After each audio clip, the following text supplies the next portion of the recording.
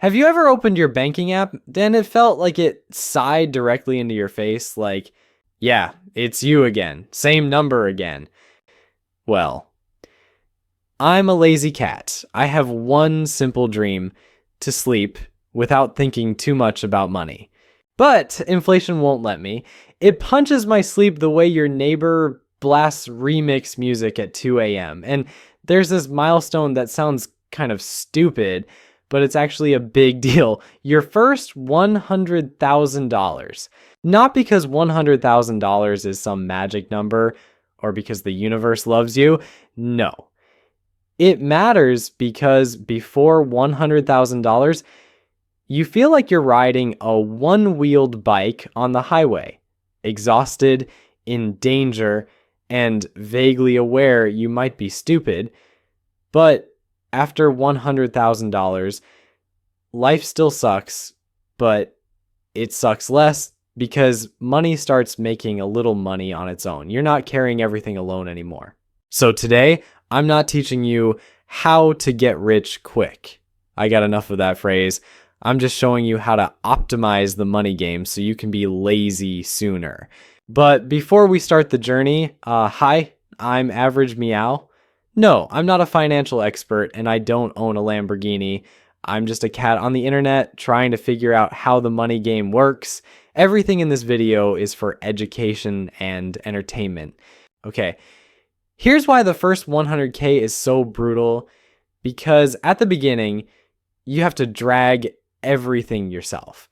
It's like pulling a suitcase with 4 wheels, except one wheel is jammed. So yeah, it moves, yeah, but your nervous system dies a little every minute. Once you finally have a big enough pile of money, returns and growth start becoming visible. Charlie Munger said something like, the first $100,000 is the hardest. And unfortunately, he's right. Because before that, you're basically running up a downward escalator and pretending it's cardio. So instead of listening to advice like stop buying coffee or don't eat avocado, we're doing it the cat way. Hit the big pain first, grab free stuff second, then finally we build the do nothing machine. We're splitting this into 3 levels. Level 3, stop bleeding because you're leaking money like a cracked bathtub. Level 1, free money glitches because there are actual cheat codes. Level 2, the do nothing engine where you set things up once and then go to sleep. Yes, I put them out of order. Why? Because we feel pain first and ask questions later. Most people try to save money like this. Okay, this month I'll drink less Starbucks. Meanwhile, the real final boss named housing is chewing 40% to 60% of your income every month. You're not broke because of lattes. You're broke because of rent. The bad news is it's your biggest expense. And the good news is it's also the one you can bend the most temporarily. I'm not telling you to live under a bridge like you. I also like warmth. But here are some Meow strategies. 1, split the boss fight. Get a roommate, shared housing. Yes, it's humiliating, but it works. 2, move to a cheaper map, farther out, different neighborhood, different housing type. 3, house hack if it fits your life. Live in one part, rent out the other. That's an advanced upgrade, not for everyone, but it's powerful. Even cutting housing costs by 10 to 20% can free up a scary amount of money every month. That's real acceleration. You can live without decor, but living without money, you'll decorate your life with tears. And another bleed is lifestyle inflation. Okay, let's say you get a raise. Congrats! And immediately your brain goes, I deserve it. So you upgrade everything at once. Nicer house, nicer car, nicer everything. And then, surprise, your income goes up and your bank account stays exactly the same. You didn't get richer, you just upgraded your stress. Here's the boring secret. Rich people aren't always smarter. A lot of them just do one boring thing. They don't upgrade their lifestyle faster than they upgrade their assets. Here's the cat rule. When your income increases, automatically redirect a portion, like 50%, straight into saving or investing before you can spend it. Spend the other half however you want.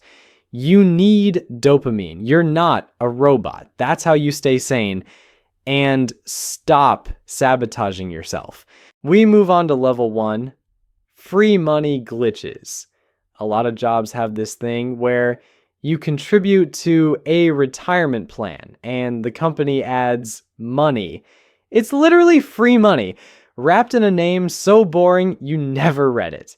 It's like your boss is secretly handing you an envelope, but labels it long-term benefits, so you walk past it like, ew, paperwork. Example, if you make $60,000 a year and your company matches 100% up to 4%, you put in $2,400 and they add another $2,400. That's basically instant return. You don't get that anywhere. If you're not taking the match, it's not that you don't have money. You're just refusing part of your salary because you were too lazy to read the policy. Yes, I'm a lazy cat, but I'm lazy with strategy. Next part is taxes. Taxes feel like working all month, then someone shows up, takes a chunk, and says civilization. But there are legal ways to reduce taxes depending on your country, using certain retirement or investment accounts. The important part isn't the name, it's the mechanic. If you contribute pre-tax, you reduce taxable income, which means every dollar you invest is kind of like buying assets on sale. Example, if your tax rate is around 20%, putting $1,000 into a pre-tax account might only hurt like $800. Not magic. You're just using the rules correctly. People say, don't evade taxes. I'm not evading, I'm just using the legal door. Okay, now you've stopped the bleeding and collected free money. Now the next question is, how do you make money move on its own without staring at charts like a night security guard? The finance industry loves making investing look like wizardry. 6 monitors, candle charts, words that sound like spells, but the funniest truth is the best lazy strategy is buying one box. That holds a lot of big companies, like a broad index fund. You don't have to pick stocks one by one like you're swiping on a dating app. You own a slice of lots of major companies at once. And here's the best part. If one company inside that box starts sucking, the index adjusts over time. You don't have to be a financial detective every night. You just have to buy consistently, set it up, and go to sleep. That's the peak. Another one is fees. Fees are evil, not dramatic evil, quiet evil. They don't bite you once and hurt. They suck like a mosquito, a tiny amount every year. And one day you look up and realize you've been drained into a weaker version of yourself. So if 2 options are basically the same and one has lower fees, pick the lower fee one because fees eat your returns. And returns are how you get to $100,000 faster. You work hard for returns. So don't invite a mosquito to live in your house. The next part is market timing. Timing the market sounds smart. In movies. In real life, it's like trying to catch a squirrel that just drank 3 espressos. Here's what usually happens. Market drops, you panic, you sell. Market bounces, you hesitate, you don't buy. Market rises, you FOMO, you buy back in. Congrats! You just mastered sell low, buy high. A true art form of self-destruction. Now here's the Meow strategy. Pick a sensible investing approach. Buy consistently, automate if possible, and then disappear from the screen. It's not that you're dumb for not predicting it. It's that nobody can predict it long term. Next one is dividends. Some people get dividends and go, let's celebrate. fun, but you're eating the seeds. If your platform allows it, turn on automatic reinvestment.